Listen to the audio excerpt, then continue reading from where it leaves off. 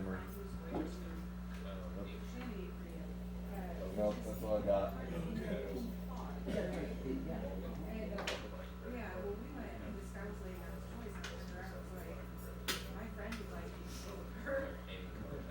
And then walked away. I'm like, here's Abby.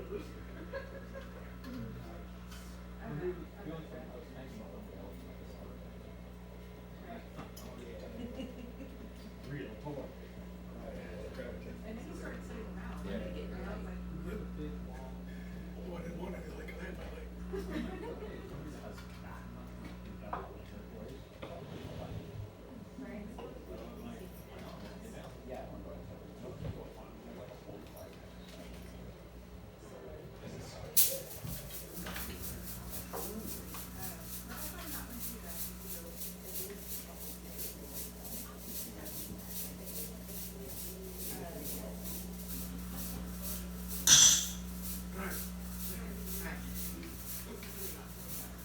The Raven.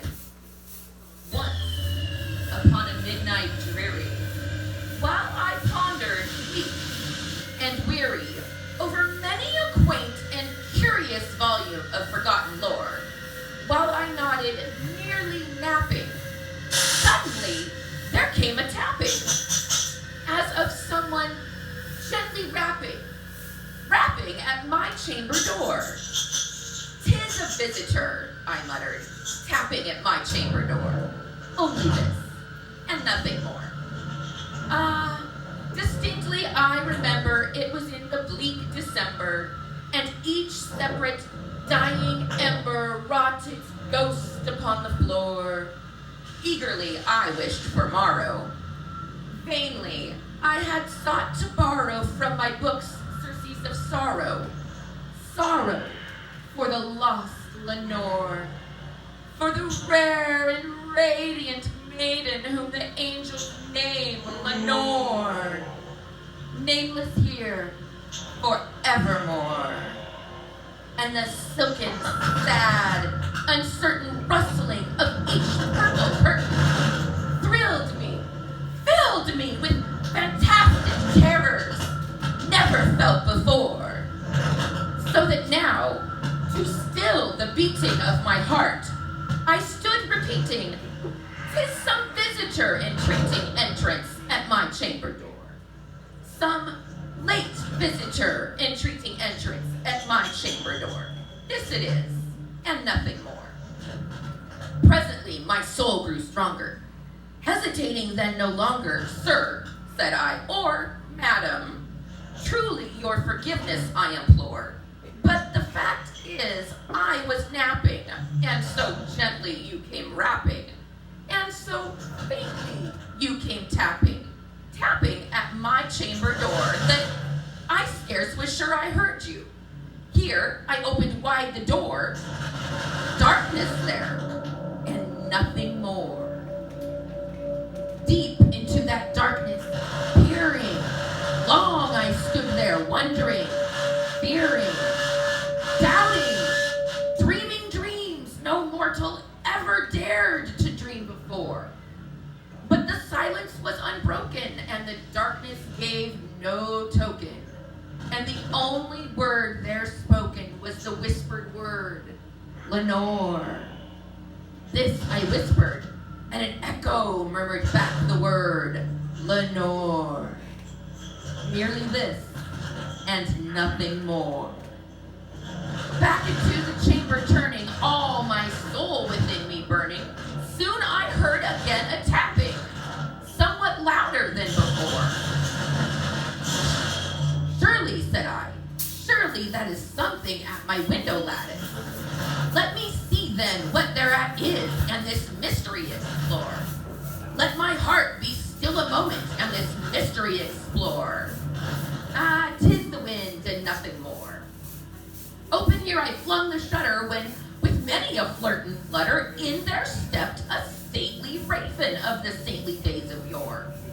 Not the least obeisance made he, not an instant stopped or stayed he, but with mine of lord or lady, perched he above my chamber door.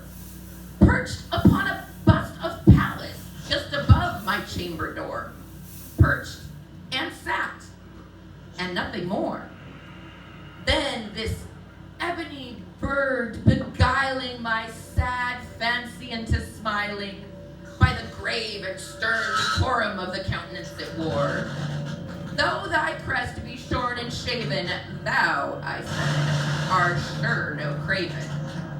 Ghastly grim, an ancient raven wandering from the nightly shore. Tell me what thy lordly name is on the night Plutonian shore. Quoth the raven, nevermore.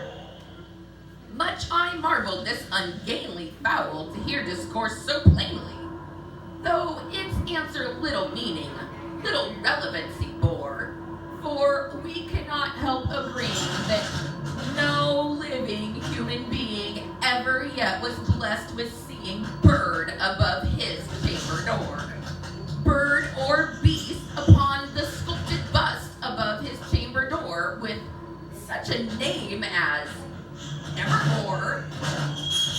But the raven, sitting lonely on the placid bust, spoke only that one word, as if his soul in that one word he did outpour.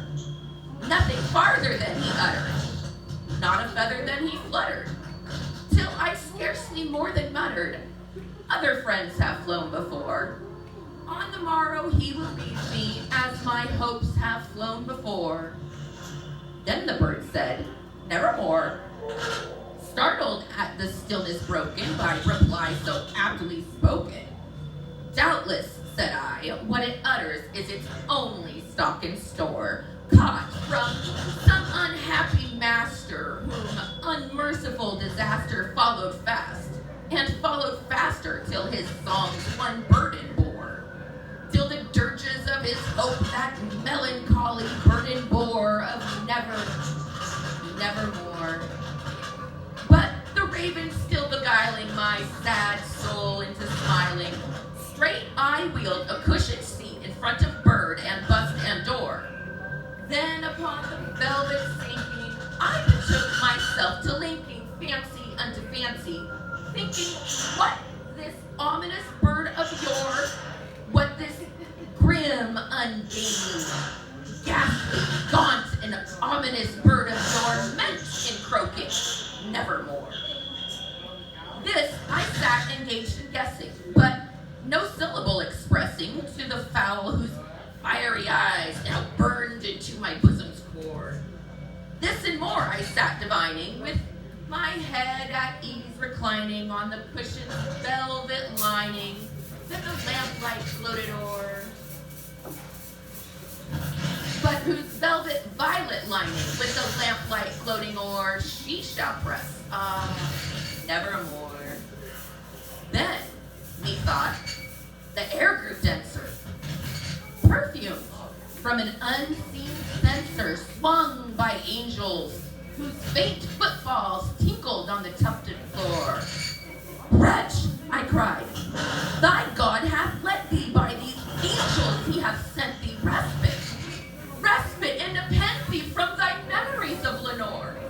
Quaff this kind nepenthe and forget this lost Lenore. Quoth the raven, nevermore. Prophet, said I, thing of evil, prophet still if bird or devil, whether tempter sent or whether tempest tossed thee here ashore, desolate yet all undaunted on this desert land enchanted, on this home by horror haunted. Tell me truly, I implore, is there balm in Gilead? Tell me, I implore. Quoth the raven, nevermore. Prophet, said I, thing of evil, prophet still if bird or devil, by that heaven that bends us, by that God we both adore, tell this soul if sorrow laden, if within the distant Aden it shall clasp a sainted maiden with the angel's name Lenore, clasp a rare and radiant maiden whom the angel's name Lenore. Quoth the raven, nevermore. Be that word our sign of parting, bird or fiend, I shrieked upstarting. Get thee back into the tempest and the night's Plutonian shore. Leave no black plume as a token of that lie thy soul has spoken. Leave my loneliness unbroken. Quit the bust above my door. Take thy feet from out my heart and take thy thorn from off my door. Quoth the raven, nevermore. And the raven, never flitting, still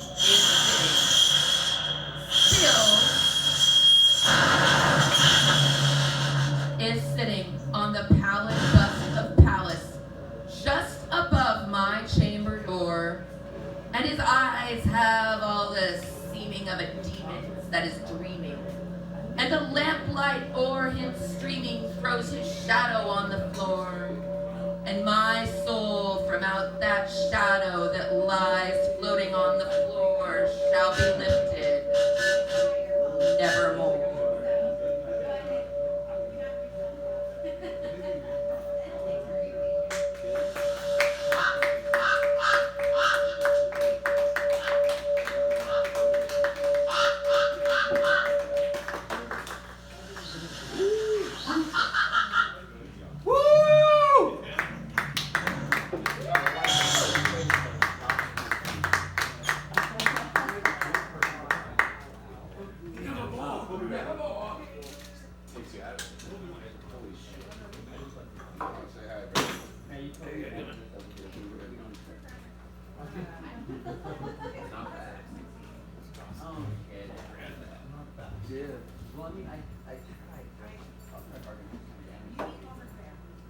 I used to have that.